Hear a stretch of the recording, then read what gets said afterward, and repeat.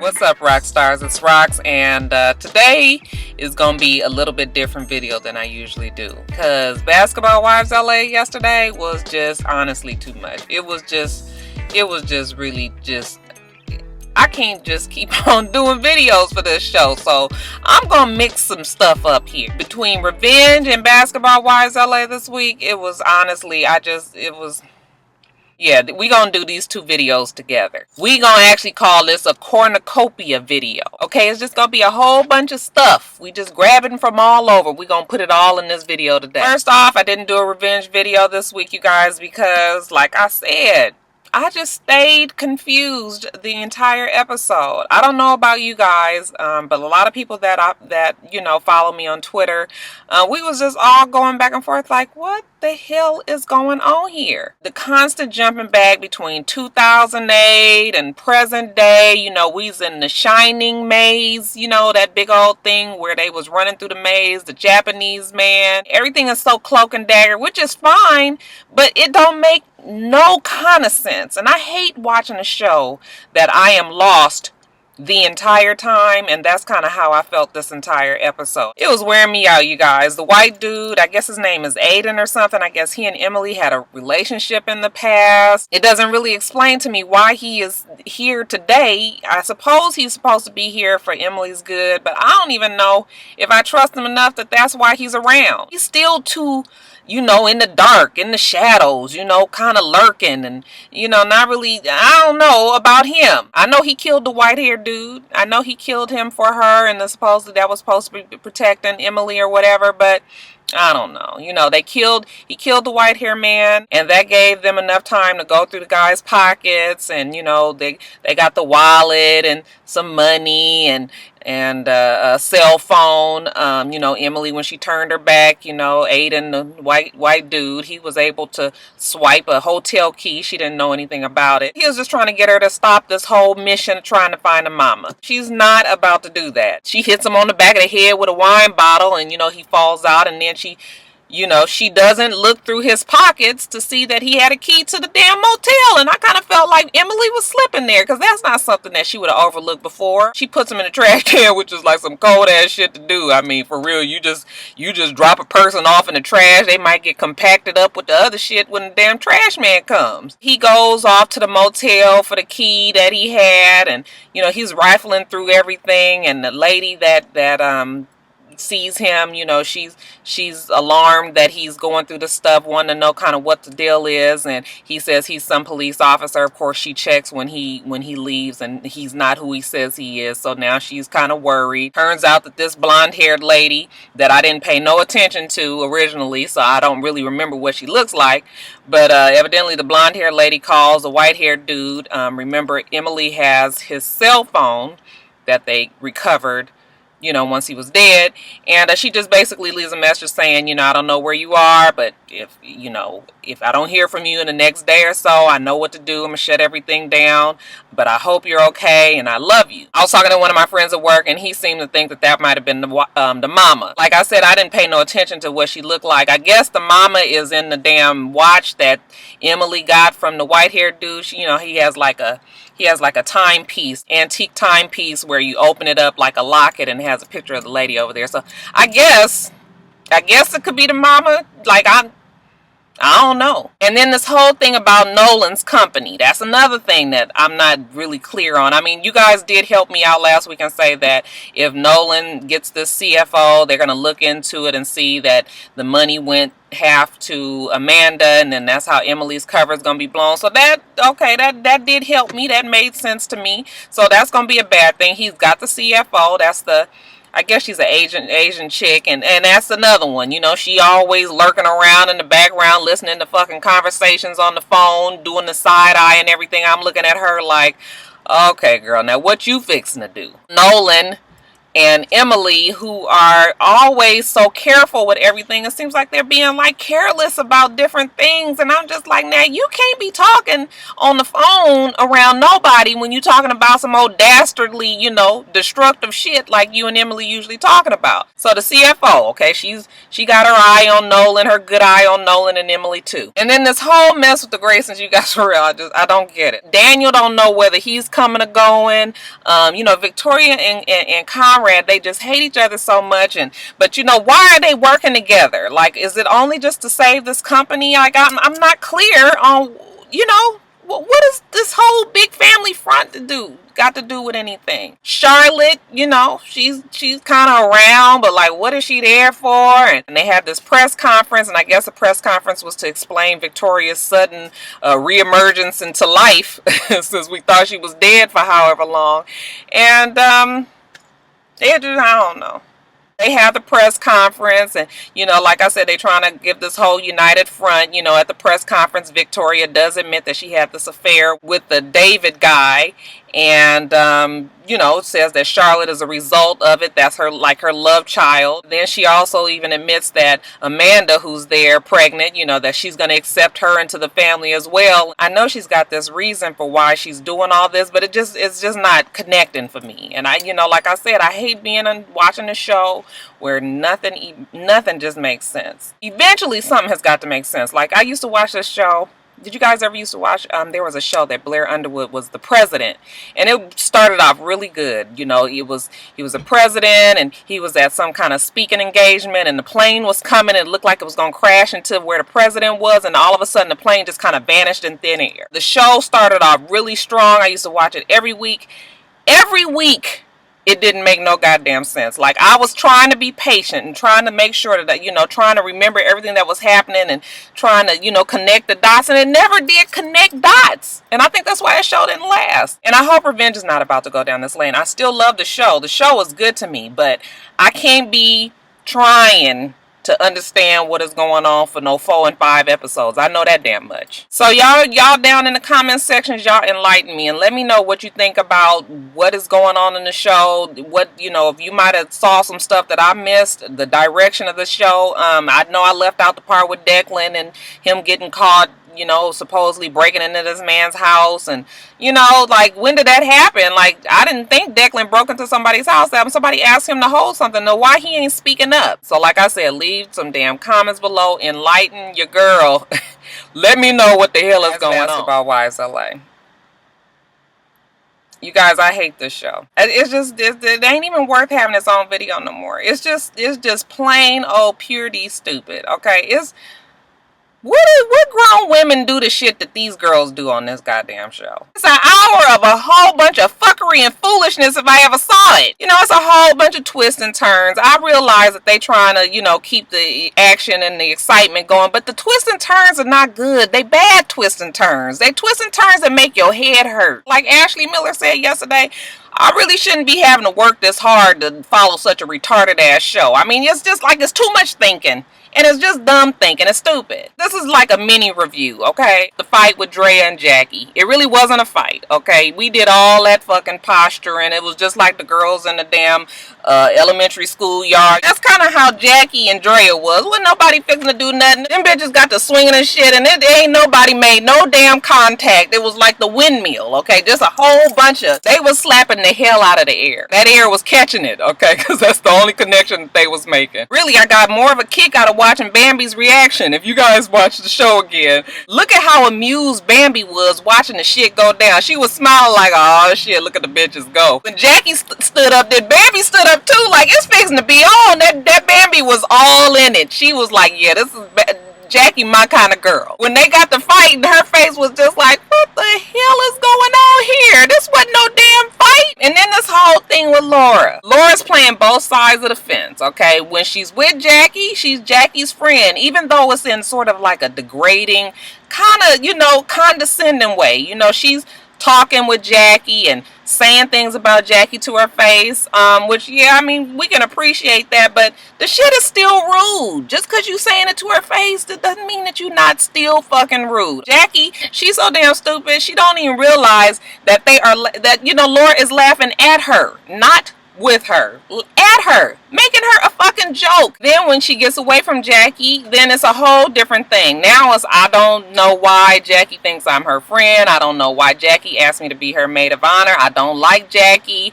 You know, Jackie is crazy. Wasn't that shit foul when she was talking about how if Jackie died that she was gonna be like, yeah, but let me get on them scallops and some spaghetti and let a bitch get some Hennessy and we gonna toast to Jackie. That shit was heartless. Like, damn.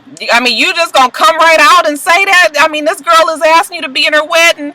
I mean, the least you can do, if you don't have no respect for Jackie, if you don't like her like you said, then just, you know, this whole thing that her and Malaysia not gonna go to the wedding and everything is wrong. Like Bambi said, I'm with Bambi. If regardless of how stupid we think that this fucking wedding is, it still means something to Jackie, and at least you could do is be like, I'm not with it, I'm not coming. Don't have this girl thinking that you gonna be coming and then don't show up, because that is grounds to get your ass fucked up. Not after I done planned this whole thing around you supposed to be here and then you don't show up. So yeah, Laura, you know, I know that she said that her whole plan is to treat Jackie the way she treated her last year, making her think that they were friends and then, you know, flipping it all around.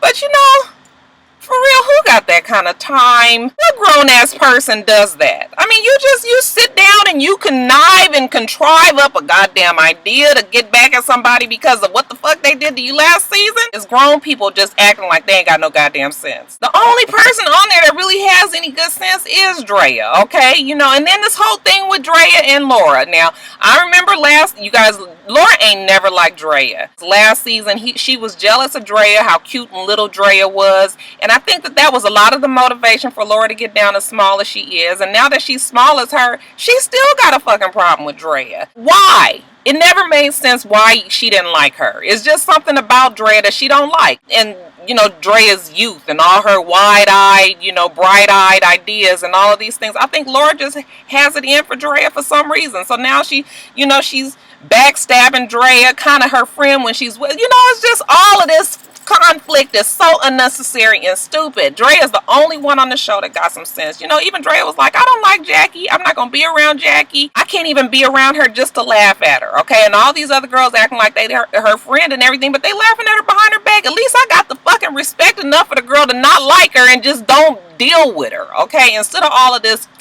keeping her as the brunt of a fucking joke. Y'all, this show done got me so out of breath. I'm telling you, the show is just retarded. And what other point about the damn show? Brooke. Okay, Brooke got kids.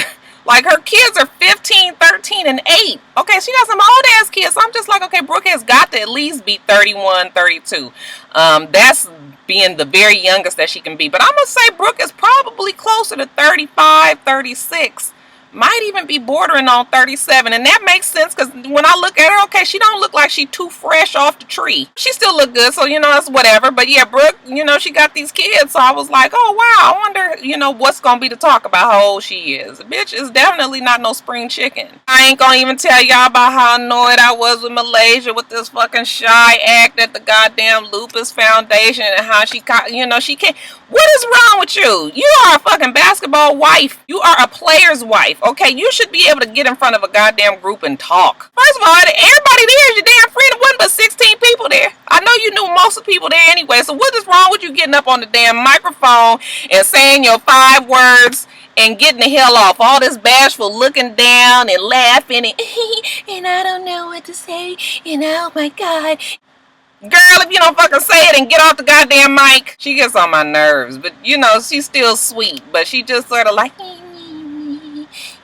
you know, just kind of old piece of baloney. Just boring and blah. Oh, and the showcase. Gotta talk about the showcase. So, first of all, I saw Bambi's little sham of a video that she's got on YouTube. I'll leave a link below because I don't remember the name of the damn song. And it's real quite ghetto and ratchet. She is really not a good rapper to me. She's cute. She has a nice shape and everything. But, you know, when she raps, she talk like this. Everything is just talking. It's not like no kind of flow to what she say. You know, it's just like that. Like, girl, I can do that.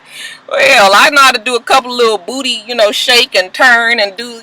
Man, Rocky could do it too. So she ain't really no big time rapper. I don't see her making it all that big, you know, just like nothing memorable. But whatever, you guys. She got her showcase, and the girls that come, Drea's dropped out first of all because Drea's like, I can't be in the same room with Jackie. It's could possibly ruin your event. You know, I'm just gonna stay out of it. And, you know, Bambi wants her to come, but Drea's like, trust me, I done been through this plenty more times than you have. I'm not gonna be around for that. Sorry. So the event comes up, and it's Jackie and I think her friend Sunday that was on one of the other episodes. Side note, let's talk about what Jackie had on. Okay, so now I don't know where Jackie decided to get this fucking Confederate Army onesie with the goddamn hot pants underneath it, and y'all, it was, I know what she was trying to do. She was trying to make a statement, but that was a statement that she didn't want to make. The jacket was horrible. It had like the fucking tassels, you know, in the living room where your mama can't go in the living room, and they got the goddamn curtain tiebacks with the rope on it. Okay, she had all that on her damn jackets, and it was coming down. It had the Captain Crunch buttons on it. It was god awful, horrible. It was so age inappropriate. It's just like, girl, nah, and I blame Sunday. Okay, because I know Sunday and her was at the house together when they was about to leave, and Sunday looked at her and was just like, I ain't gonna say nothing about how stupid this fool look. Man, I'm telling you, I wanted to fight Jackie about that damn jacket. I was like, girl, you tried it with that one. Slowly, everybody else gets there with everybody else that's gonna come, and then that would be Malaysia and Laura. You know, and they just kind of sitting around, you know, it's the same old talk about Drea and the fight. Jackie has got her full-on drunk, I love you / fuck you girls going on, okay? One minute she happy and partying, the next minute she fucking crying. And she gets to crying and talking about the venue, and, you know, the fact that they was at the damn thing getting turned up reminded her of her mother. Y'all, now, I can't talk about, I mean, y'all know, I'm not going to talk about her mom. Her mom is dead, and you know, but for real, can somebody tell me where at the club reminded you of your damn mama? I mean, for real, y'all used to be getting turned up at the damn club like that? I was just like, can you picture her and her mom standing in line, you know, fucking club hopping on Friday nights, going from one place to the next, looking over the damn man's shoulder, trying to get on the guest list? I was just like, Jackie, girl, if you don't stop it, I know the cycle of somebody who is a crying drunk, and that's exactly what that was. Because I have a girlfriend that will be, the bitch will start crying in a minute. Every time you look around, she crying, then she start up, you know, she fine again, and she having a good time, and then the bitch cry, she might cuss your ass out. And, you know, you be so tired of trying to tend to this fool over here that after a minute, you just get her some fucking water. You sit your ass down over there and get yourself together. Ain't nobody got time to be babysitting you. The shit happens. I think Jackie was just really going through, and, you know, then needing her own kind of attention, because that's just like trying to get attention. Like, what is you crying about, and why does the club and Bambi, you know, up there rapping on stage remind you of your mama? I know her mama wasn't in no fucking club with her. So the show is just, you know, it is not good, you guys. And did you guys see how they put the trailer up so we could see what was still to come? And I'm sure that they did that because of the poor turnout of viewership and how people are not watching this show. The only thing that made me kind of keep my eye tuned in was the fight with Brooke and Jackie. Now look, Brooke looked like that bitch was about it. Did y'all see when she was arguing with Jackie? She was like, get the fuck off me. And she was up in her face, and she had the Evelyn Lozada vein popping out right here, and all this shit was popping out her neck and everything. That bitch was mad. And I have a feeling that her and her big ass titties was gonna fuck Jackie up if she could have got to her. She looked like she can fight. Hey, maybe we do need to see Brooke and Bambi come to terms with this whole man situation, because I think Brooke just might surprise us. Gave me a whole new respect for Brooke. But other than that, the rest of the show is just like, alright, you guys, so that's it. I'm sorry that I had to mix all this up together. It's just, you know, ain't nobody feel like all this trying to come up with videos with bullshit ass storylines and shows that I ain't really got a full ass video to talk about. Until Revenge and Basketball Wives come up with something better, we just gonna mix these two videos. I'm gonna put a timeline so y'all can, you know, jump to wherever you want to go in this video and everything. But if you don't watch it all the way through, I just want to thank y'all for sticking with me this long. I can't blame you if you be like, fuck it, Roxanne, I ain't watching this show or your videos no damn more, as far as Basketball Wives is concerned. Although I would really appreciate if you guys would continue to tune in. The rest of this week, we got Top of the Blogs, we got Scandal will be back on Thursday. So yeah, we got some more videos in the works. But as far as this shit is concerned, man, please, I want you guys to remember to I know this bang got on y'all nerves. I left that shit in my eye on purpose today. I know y'all was like, that bitch ain't gonna move that bang for nothing. Nope. That's my Aaliyah. My tribute to Aaliyah. Y'all, that's my personality. I can't get rid of the bang.